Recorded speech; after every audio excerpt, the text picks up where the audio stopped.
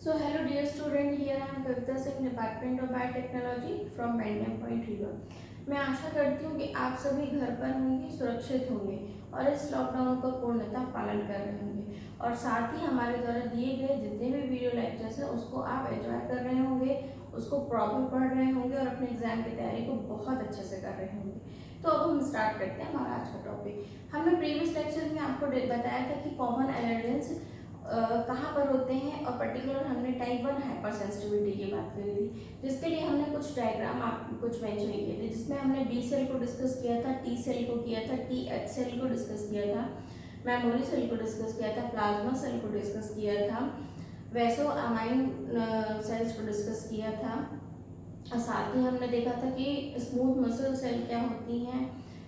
इसके साथ हमने ब्लड वेसल्स को देखा था और साथ ही इओसिनोफिल्स को देखा था, प्लेटलेट्स के बारे में पढ़ा था, नर्व सेल के बारे में बात किया था। इस तरीके से हमने इस पूरे टाइप 1 हाइपर सेंसिटिविटी में जो एलर्जेंस हैं उनका जो एसोसिएशन है पर्टिकुलर उस टाइप 1 हाइपर सेंसिटिविटी में, तो उसको हमने इन सारी सेल्स के को लेकर डिस्कस किया था कि किन किन चीज़ों का पर्टिकुलर इन्वॉल्वमेंट होता है और उनकी डेफिनेशन और वो उनका स्ट्रक्चर कि वो कैसे काम करते हैं। अब उस डायग्राम की जो मैकेनिज्म है कि कैसे काम हो रहा था और वहाँ पर क्या हो रहा था, इसको हम डिस्कस करेंगे। इसके पहले मैं आपको एलर्जेंस की डेफिनेशन को एक बार क्लियर करना चाहती हूँ कि एलर्जेंस क्या होते हैं। एलर्जेंस हम जानते हैं कि जहाँ पर ह्यूमन बीइंग की क्या होती है, मेजॉरिटी बढ़ जाती है। जहाँ पर मेजॉरिटी बढ़ती है तब क्या होता है कि जो आईजीई है उसका जो रिस्पॉन्स है कि रिस्पॉन्स तेजी से होता है। किसके अगेंस्ट होता है कि डिफेंस अगेंस्ट पैरासाइट के अगेंस्ट होता है। ऐसा इस पैरासाइट के कहने का मतलब कि ऐसा उस पैरासाइट पैथोजन के अगेंस्ट जो हमारी बॉडी में बाहर से एंटर कर रहा है और एंटर करने के बाद अपनी प्रोसेस को स्टार्ट कर रहा है। अब हम मैकेनिज्म को डिस्कस करते हैं कि इसमें किस तरीके का होता है।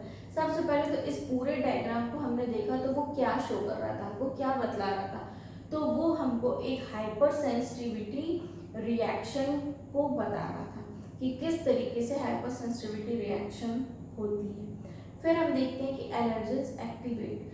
अब हम यहाँ पर इन एलर्जेंस को बात कर रहे हैं, हम इस पैरासाइट की बात करें, इन्फेक्शन की बात करें, तो हम देखते हैं कि इन्फेक्शन कैसे हो जाता है। डेफिनेटली बॉडी में एंटर करता होगा, तो जब बॉडी में एंटर करने के बाद वो अपना काम स्टार्ट करता है, तो काम कैसे स्टार्ट होगा, वहाँ पर वो एक्टिवेट होता है, एक्टिवेशन होता है। एक्टिवेशन में भी उसको कुछ चीज़ों की ज़रूरत होती है जो हमने प्रीवियस लेक्चर में देखा।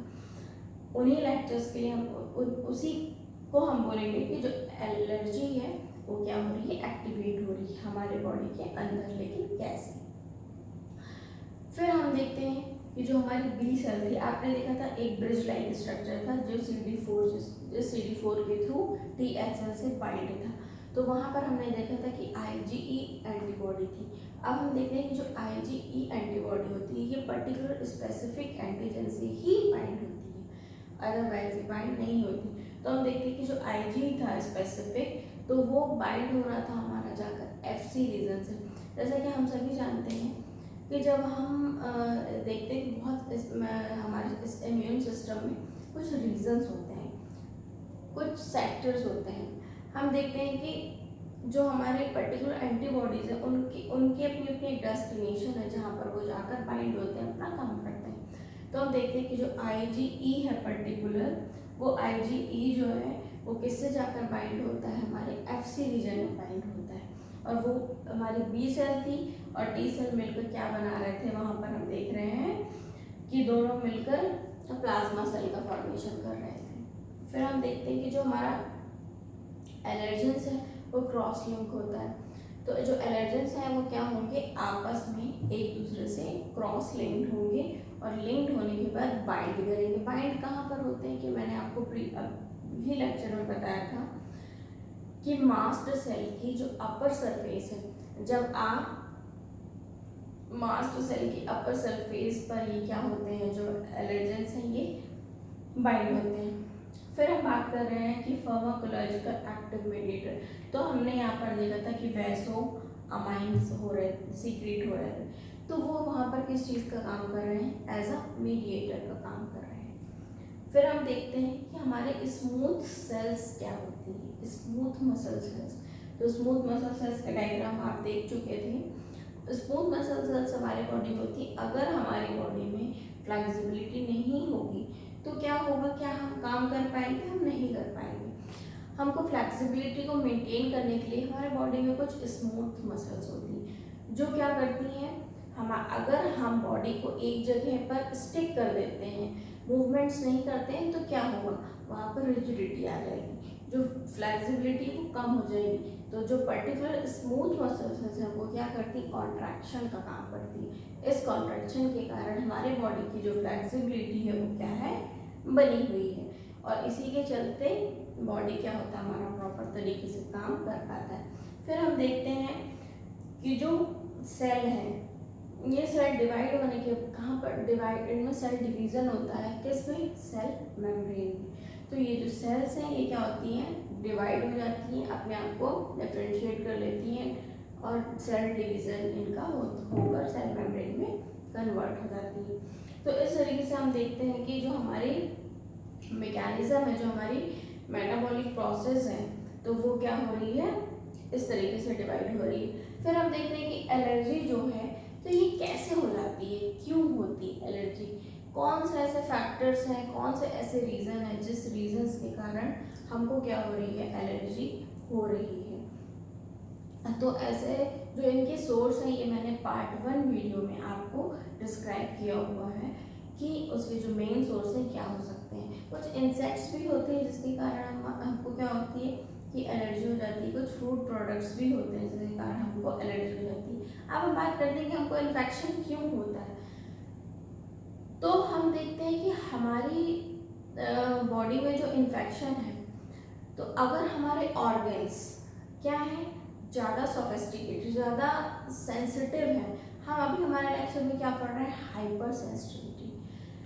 तो सपोज दैट कि बेस्ट एग्जाम्पल हमारे लिए हो सकता है अभी कोविड-19। आपने टीवी में देखा होगा, बार बार आप सुन रहे होंगे कि आप अपनी इम्यूनिटी को इंक्रीज करिए। इम्यूनिटी जिसकी इंक्रीज होती है तो क्या होता है, वहाँ पर एलर्जी के, डिसीज के और वायरसेस के इन्फेक्ट करने के चांसेस बहुत कम हो जाते हैं।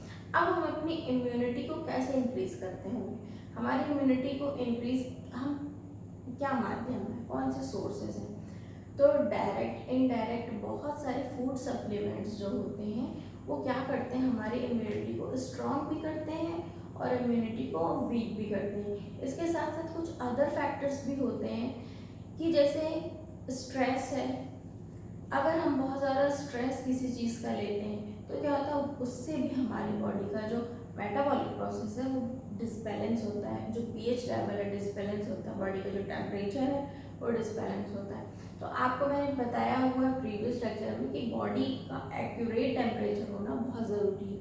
क्यों, अगर बॉडी का टेम्परेचर ज़्यादा होता है तो जो हमारी सेल्स हैं, पर्टिकुलर कौन सी सेल्स हैं, इओसिनोफिल्स, बेसोफिल, न्यूट्रोफिल्स, इन सब की जो काउंटिंग है, इनकी काउंट्स पे इफेक्ट पड़ता है, और जब काउंट्स पे इफेक्ट पड़ता है तो डेफिनेटली क्या करता है, वो किसी न किसी तरीके की एलर्जी या डिसीज को क्या करेगा, कॉज करेगा। साथ ही हम देखते हैं कि जो हमारे एलर्जेंस हैं जो क्रॉस लिंक हो रहे हैं, तो इनको क्रॉस लिंक होने से रोकने, क्यों क्रॉस लिंक हो रहे हैं, क्योंकि वहाँ पर जब बॉडी के अंदर एंटर करते हैं उनमें एक्टिवेशन चालू हो गया, जब वो एक्टिव होंगे तब नेक्स्ट स्टेप में पहुँचेंगे और क्रॉस करेंगे।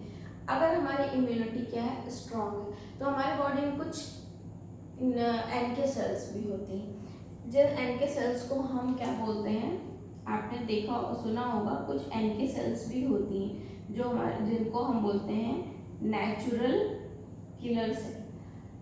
ये सेल क्या करती हैं, सपोज दैट हमारी बॉडी में कोई सा पैथोजन है, वो क्या कर रहा है, जब अटैक करता है तो ये जो एनके सेल्स हैं ये क्या करती है, उन पे हावी हो जाती है। इसके लिए ज़रूरी है कि इन एनके सेल्स का एक्टिव होना ज़रूरी है और इनका प्रॉपर रिस्पॉन्स करना ज़रूरी है।